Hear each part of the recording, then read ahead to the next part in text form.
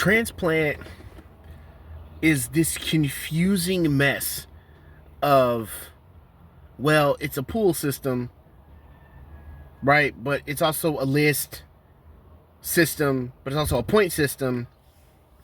But you also have to hit a certain amount of time before they even bring your name up for transplant. Now, that being said, I don't want to sort of discourage anybody or disparage anybody from going after transplant. Transplant is worth it if you can smash through the glass ceiling that transplant centers and transplant coordinators and nurses and their whole team put on some patients. If you can smash through that glass ceiling, transplant is 100% worth it. But to say that the transplant process is fair, that is not accurate. It is not accurate.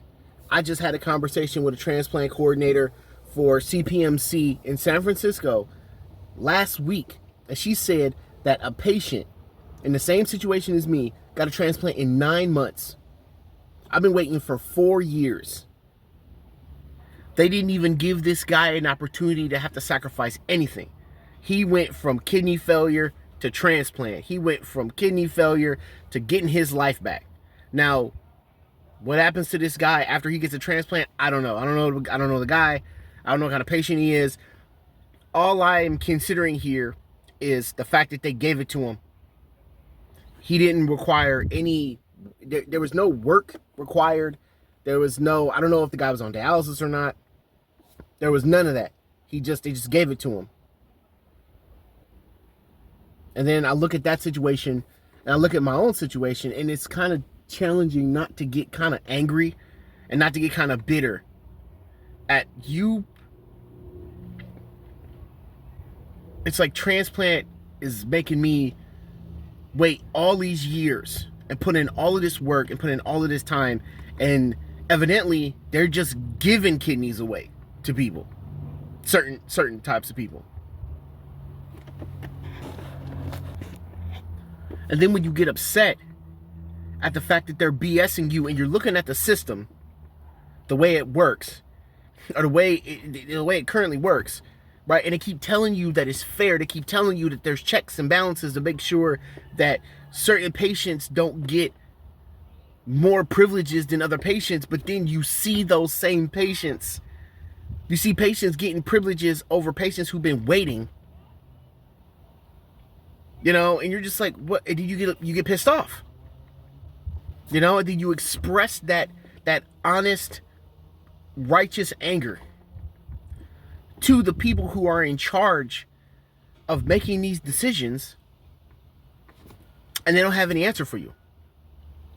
They have no answer for you, right? And then they get upset at the fact that you get upset because they're BSing you and they're making you wait. Right? Then that anger that they feel, you know, they're trying to flip that and turn it into them feeling threatened, and then they punish you for your honesty, which is what I said in the last video. I would highly recommend nobody ever express themselves to a transplant coordinator or a social worker or a psychiatrist. Give them the bare minimum of what they need, of what you need to get you a transplant. Because they don't respect honesty. They don't respect that. They don't respect honest patients. They don't respect if you tell the truth. They want you to lie to them. All they want is for you to tell them what they want to hear. Well, what are those things, Carl? What are those things that they want to hear? I'm just trying to stay positive. They want to hear stuff like, well, I'm just taking it one day at a time. You know, every day above ground is a good day. Let's not forget trying to stay positive. Oh, I write in my journal. This is the big one right here. The big one right here. I go on long walks. Right? I'm just appreciative to be alive. Don't talk about quality of life to them. Don't talk about depression. Don't talk about anger. Don't talk about frustration. Don't talk about any of those things. Don't talk about any of those things. They don't want to hear that. They do not want to hear that because transplant coordinators, transplant centers do not want to look at you as a human being. They want to treat you like a number. You're just a random name on their itinerary of things to do, and they have no interest in talking to you about anything. They don't want to learn anything about you. They don't want to deal with you in any way except for when they're going to take you off the transplant list. Except when they have bad news. Except when they want to make you inactive on the transplant list. That's the only time they want to talk to you. Right? Or you offend them in some kind of way because you're not positive enough, you're not happy enough for them.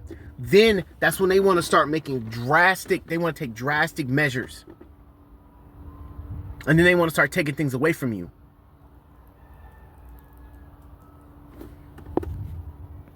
So, full disclosure here. So, for UC Davis in San Francisco, I literally had a conversation with a transplant coordinator who didn't really care too much about what I had to say to her. And I'll put what I said right here.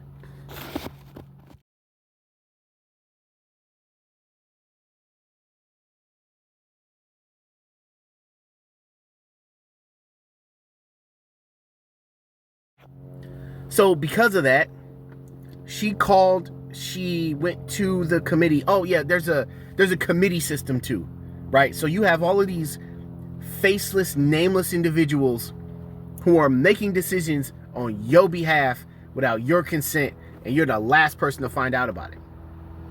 So that's transplant coordinator, who I had a conversation with, ran to the committee, convinced them that I was unstable and that I needed a psychiatric evaluation. So they put me on hold. So I'm telling everyone that's a part of my care team this, right? I'm my nephrologist, who coincidentally enough is on the committee, right? The guy works at UC Davis. My therapist, who I talk on a regular basis. Now, if this transplant coordinator took 2 seconds to actually call me on the phone or even talk to me in any sort of human way, to get to know me in any kind of way, she would know that I've been speaking to a therapist for almost 5 years, 6 years now.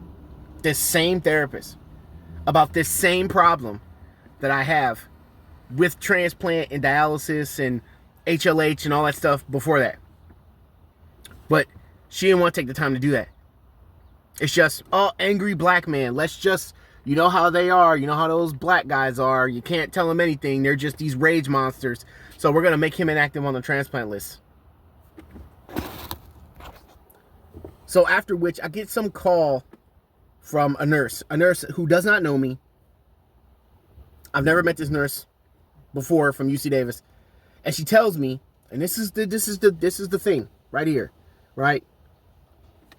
So what they do is they try to gaslight patients into believing that their frustration is not justified. They try to gaslight you and make you feel bad and make you feel guilty, like you're the villain for being upset at the fact that your kidneys don't work, a major organ that you need in your body to keep you alive. That is not my opinion. That is a factual statement. You cannot live without your kidneys. That you're unhappy at the fact that this is where your life is. That you're not happy with this being your life. That you're not appreciative of dialysis. That this is not the greatest thing that happened to you, right? But let me explain something to you. You can have two different emotions at the same time. You could hate dialysis and be happy to be alive, but not be grateful at being a dialysis patient. You can be those things at the same time, right? But we live in this world of black and white where you can only be one or the other. You can't be in between. There's no gray. It's either black or white. You either love dialysis and being a kidney patient, and you think it's the greatest thing that ever happened to you, or you're an ungrateful piece of shit that doesn't deserve this. It's one of those two things. It cannot be both. So mid-conversation, I realized this woman is trying to gaslight me into believing that I'm wrong for expressing myself to this transplant coordinator who has clearly made no attempts to get to know me, clearly does not care or is emotionally invested in my success at all. And I expressed that to her. So then everybody overreacts. And now I'm inactive on the transplant list.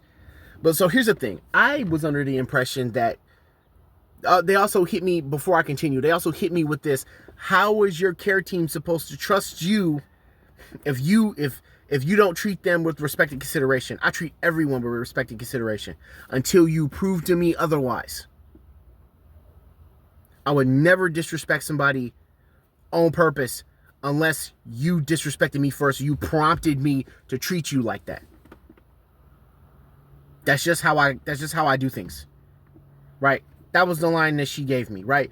But isn't a transplant center's job literally predicated upon getting patients to trust them? In order to promote more patients, in order to promote more people to donate to transplant, to get patients to sing their praises on social media, isn't that the whole goal of what a transplant center is supposed to do? But the only thing that I've really experienced is I've experienced glass ceilings. I've experienced emotionless, soulless transplant coordinators that don't care either way, right? But want to make sure that they're emotionally invested in other patients, but over other patients, and not me. And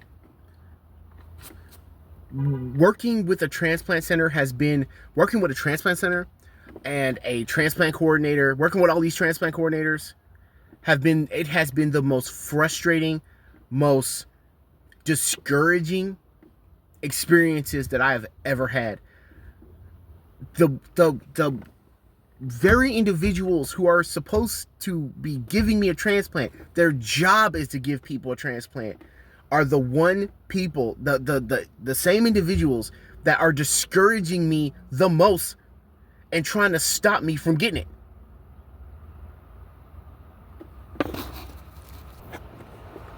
And frustrating is not even a word to describe what that feels like.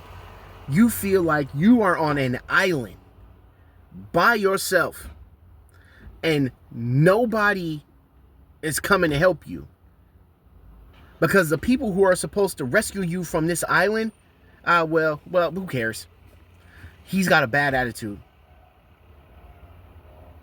And he's black. We don't want to help people like that.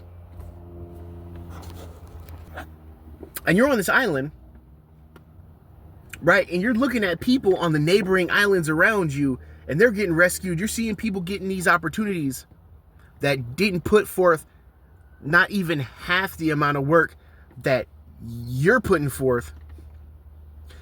And you're having everybody at Transplant Center tell you why you don't deserve this, while everybody else deserves this more than you. Everybody else takes priority over you.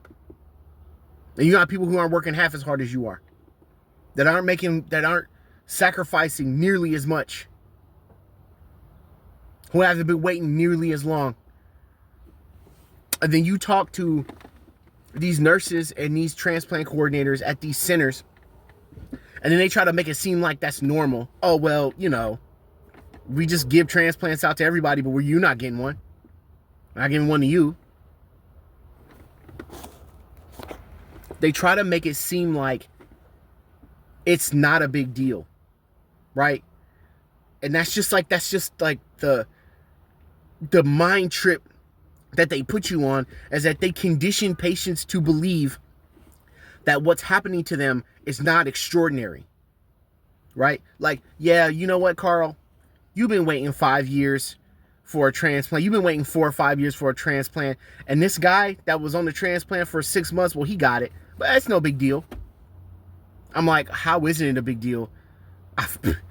There's 9 months to 4 or 5 years. How's that not a big deal? Why should I not be upset about that? And they're just like, oh, well, you just shouldn't be. You just shouldn't be upset. You're just wrong. You're just wrong. Just be happy. Just be appreciative. Don't care about any of this stuff. That's the motto of transplant centers. Don't care about any of this stuff. Don't hold us accountable to do our job. Don't ask for help. Don't expect us to treat you like a human being. Just don't do any of those things. Just shut up, go to dialysis, or die in a ditch somewhere. We don't really care.